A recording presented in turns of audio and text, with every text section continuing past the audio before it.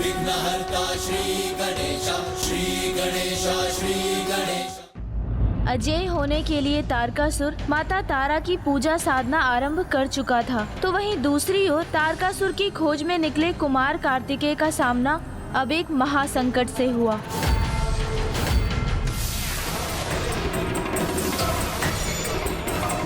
अरे ये क्या? मैं तो नीचे गिर रहा हूँ अब।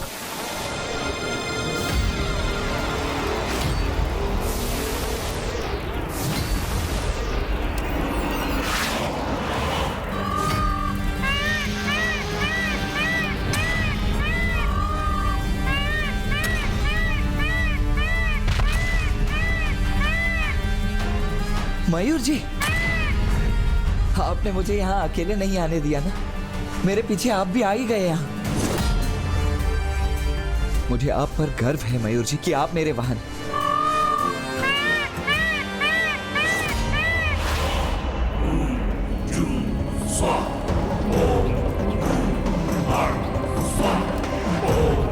माता तारा, आपको प्रसन्न होना ही होगा।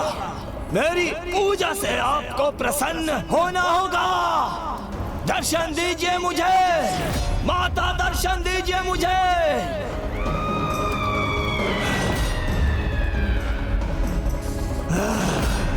नहीं।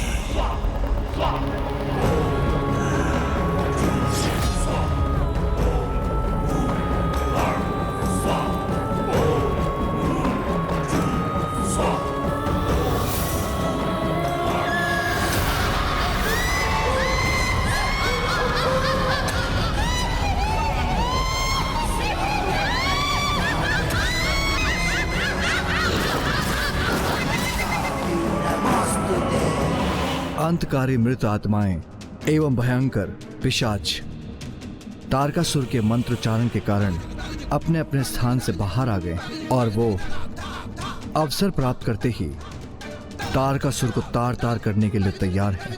तारकासुर भस्म की शक्ति से स्वयं की तभी तक रक्षा कर सकता है जब तक वो उसके निकट है।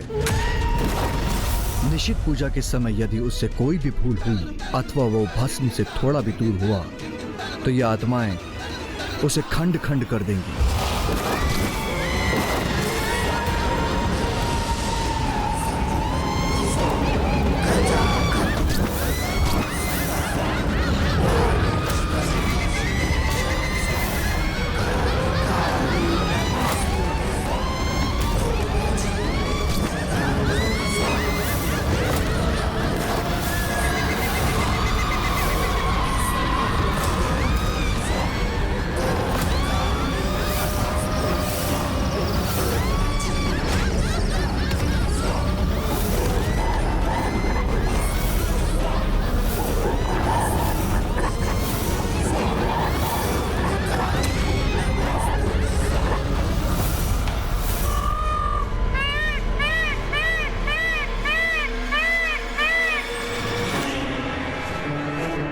ये धूम्र अवश्य तारकासुर की पूजा के स्थान से ही उत्पन्न हो रहा है, जहां तारकासुर मां की निषिद्ध पूजा कर रहा है।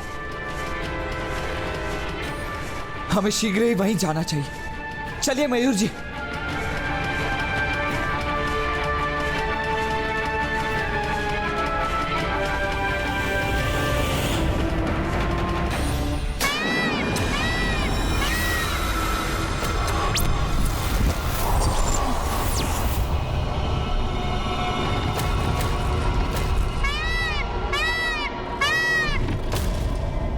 देव सेनापति, तुम्हारे इस वाहन के साथ तुम्हारा अंत होगा यहाँ।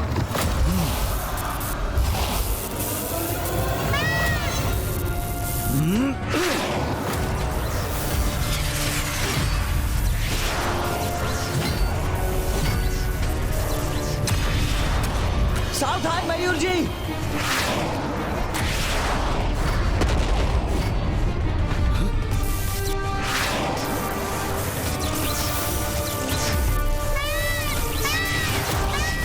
मयूर जी,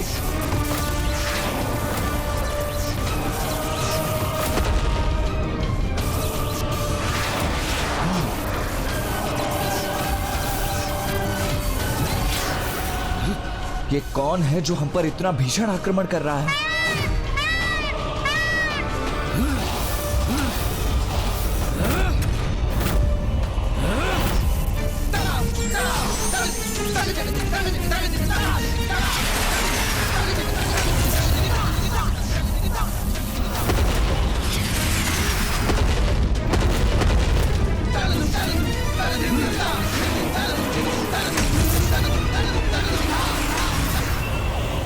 मयूर जी!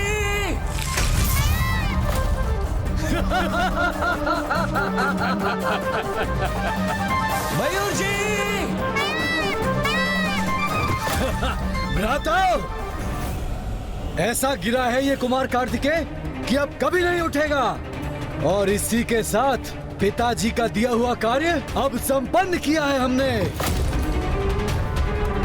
अब हमें प्रस्थान करना चाहिए। उचित कहा तुमने।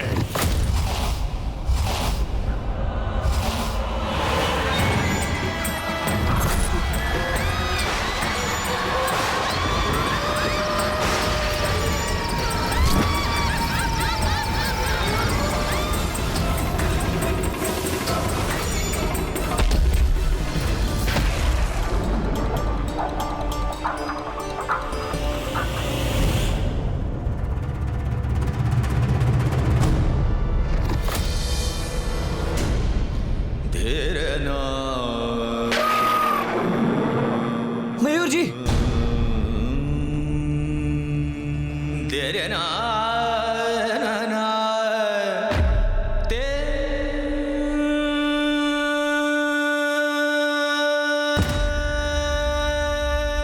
ये तुमने कैसा अनर्थ कर दिया मयूर। मेरे प्राणों को बचाने के लिए स्वयं के प्राणों को संकट में डाल दिया। कितनी बार मेरे प्राणों की रक्षा की है तुमने, और मैं तुम्हारे प्राणों की रक्षा नहीं कर सका।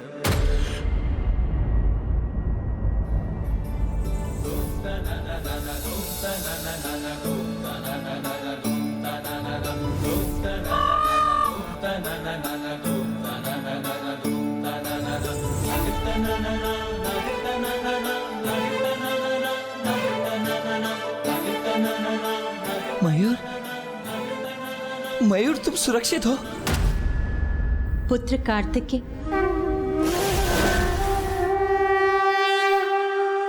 माँ, प्रणाम माँ।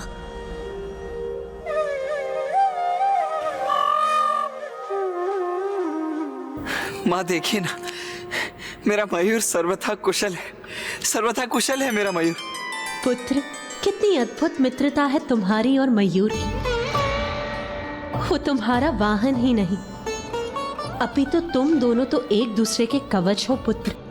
हाँ माँ, निस्वार्थ स्नेह का बंधन है ये तो। और ये भी कितना अद्भुत है ना माँ, कि मूक होते हुए भी अपने स्नेहपूर्ण आचरण से कुछ जीव कितनी भली भांति अपनी भावनाओं को प्रकट कर देते हैं। पुत्र, मयूर कुशल तो है, किंतु वो तुम्हारे साथ अभी आगे बढ़ने में समर्थ नहीं है पुत्र। मैं उसे अपने साथ लौटा ले जाऊंगी पुत्र, किंतु अब तुम्हें आगे बढ़ना होगा। तारकासुर की पूजा उसके चरम तक पहुंच चुकी है पुत्र, इसीलिए जाओ, आगे बढ़ो और रोको उसे। धन्यवाद माता।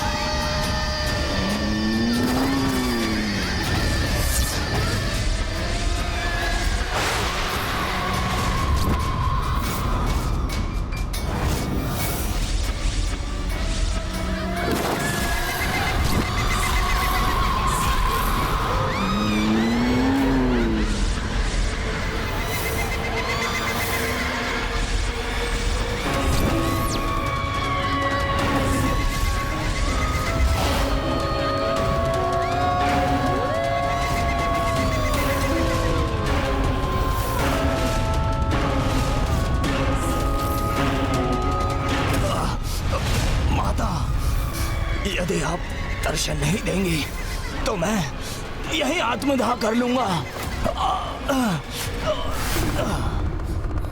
ये तारकासुर की अंतिम एवं कठिनतम परीक्षा होगी। अभी तक भूत प्रेत पिशाच एवं डाकनियों द्वारा आहत हो रहा है, किंतु तारकासुर को अंत करने का कारण नहीं है उनके पास। यदि देवी तारा के दर्शन प्राप्त करने पर उन्हें देखकर वो भयभीत हो गया तो उसी क्षण मिट जाएगा।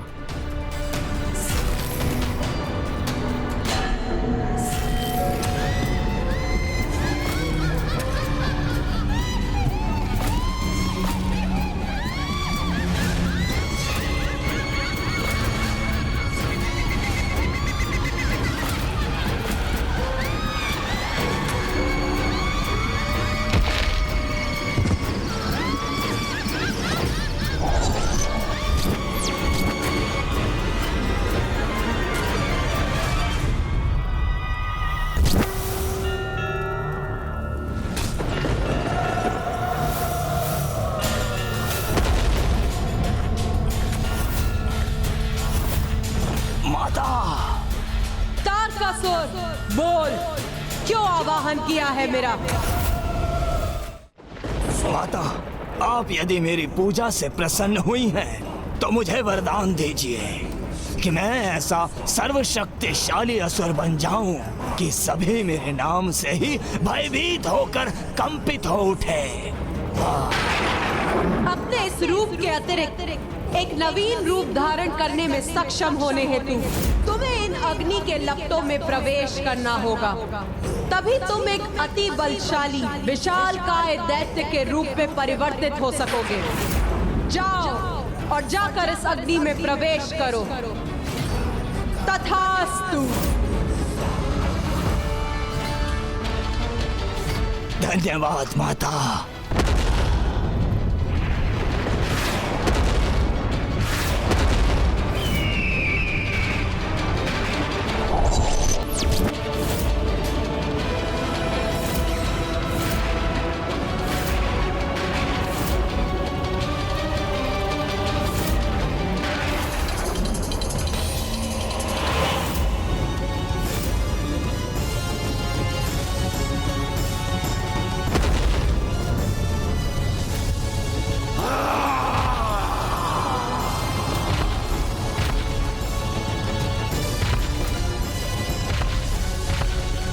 तारकासुर,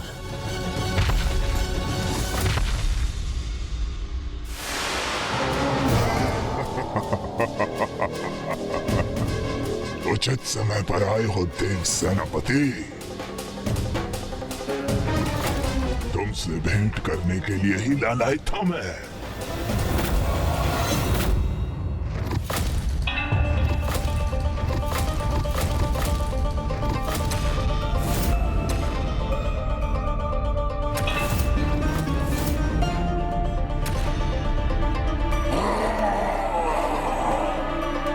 माता तारा ने तारकासुर को वरदान दिया, जिससे वो एक भयंकर, विशालकाय और अत्यंत शक्तिशाली असुर में परिवर्तित हो गया।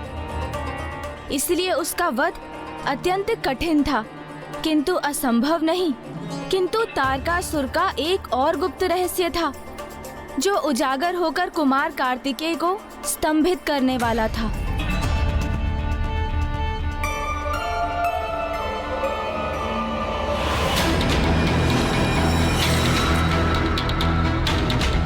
तारकासुर ऐसे भयंकर रूप में? क्यों कुमार कार्तिकेय, क्या विचार है? हाँ? मेरा ये रूप भाया न तुम्हें? तुम्हारा ये रूप तुम्हारे भीतर के सत्य को ही उजागर कर रहा है तारकासुर। उसी का परिचय दे रहा है जो तुम वास्तव में हो, एक क्रूर कुटिल असुर। सर्वथा उचित कहा तुमने कुमार कार्तिकेय। सत्य है, जो मैं पूर्व में था अब भी वो ही हूँ, एक क्रूर कुटिल असुर। किंतु अब मेरा ये रूप तो पूर्व से कहीं अधिक श्रेष्ठ, विशाल, तीव्र और अबाध है। तुमसे कहीं अधिक बलशाली हूँ मैं अब। और ज्ञात है किसने प्रदान किया मुझे मेरा ये रूप? तुम्हारी माता की ही अन्य रूप माता तारा ने। अपने इस रूप के अतिरिक्त एक नवीन रूप धारण करने में सक्षम होने हेतु तुम्हें इन अग्नि के लपटों में प्रवेश करना होगा। तभी तुम एक अति बलशाली विशालकाय दैत्य के रूप में परिवर्तित हो सकोगे। और ऐसा इसलिए किया उन्होंने क्योंकि अवश्य उनके अनुसार भी जिसे मसल कर नष्ट करने का समय आ गया है अब।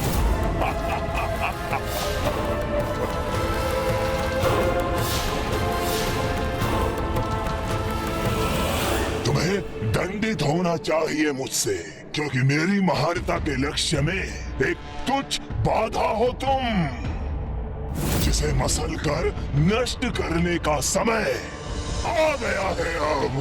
तारकासुर, माता तारा ने तुम्हें यह वरदान अपनी इच्छा से नहीं दिया है, तुम्हारी पूजा से विवश हो गई वो। उसी प्रकार जैसे ब्रह्मदेव भी तुम्हारे तप के फलस्वरूप तुम्हें वरदान देने पर विवश हो गए थे। किंतु तुम असुर ये क्यों नहीं समझते कि ईश्वर को विवश करने का परिणाम कभी शुभ नहीं होता? बस शांत हो जाओ तुम। मुझे शांत करा कर क्या होगा तारकासुर? इससे सत्य तो नहीं बदल जाएगा ना। नवीन रूप हो या पुराना रूप, इससे तुम्हारी नियति कदापि परिवर्तित नहीं होगी। यदि इच्छा है तो अपने इस तथाकथित नवीन और श्रेष्ठ शरीर का प्रयोग करके भी देख ही लो दुष्ट तारकासुर।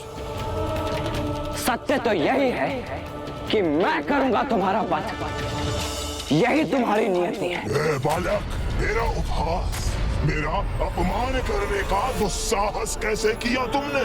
मैं इसका दंड दूंगा तुम्हें।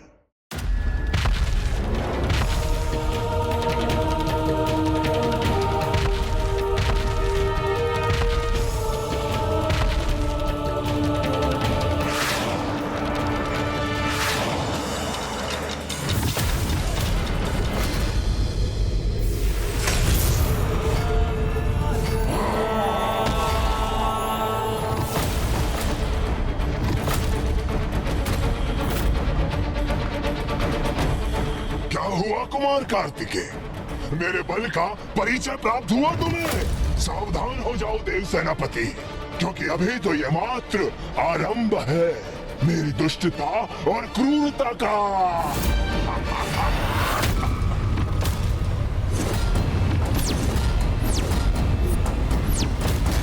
अब मैं मसल कर रख दूंगा तुम्हें।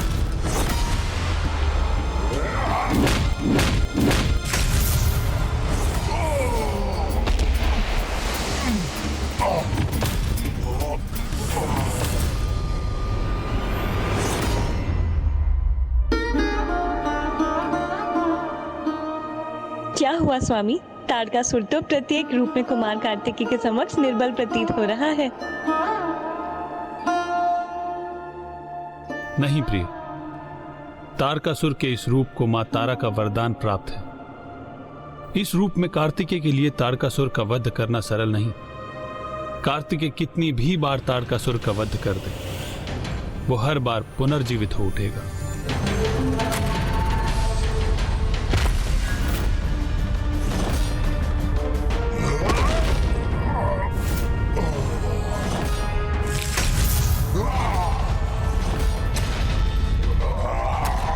तुम्हारा अंत करने में बहुत आनंद आएगा मुझे महादेव पुत्र कुमार कार्तिकेय।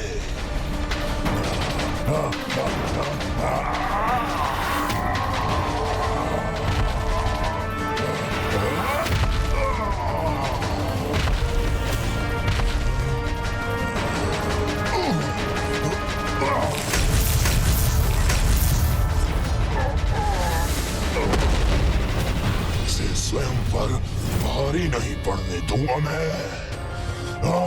बस तारकासुर बस, अब अपने अंत के लिए तैयार हो जाओ।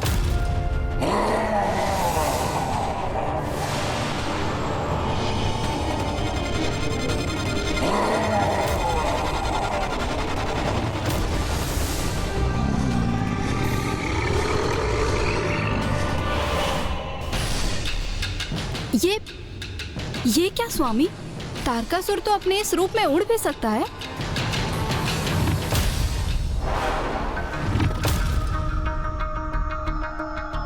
कहाँ विलीन हो गया है ये दुष्ट?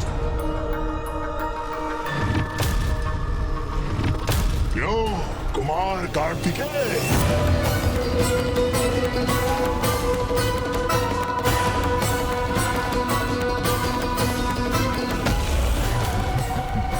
ढूंढ रहे थे मुझे, हाँ?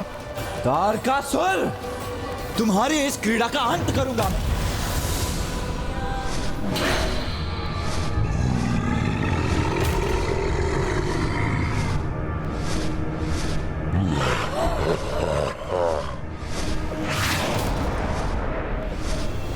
माता तारा के वरदान स्वरूप तारकासुर के पास वो हर शक्ति थी जो किसी भी शक्तिशाली असुर में होनी चाहिए थी। इसके अतिरिक्त तारकासुर के पास एक शक्ति और भी थी, उसके छल की शक्ति, जिसका कार्तिकेय के समक्ष कोई उत्तर नहीं था।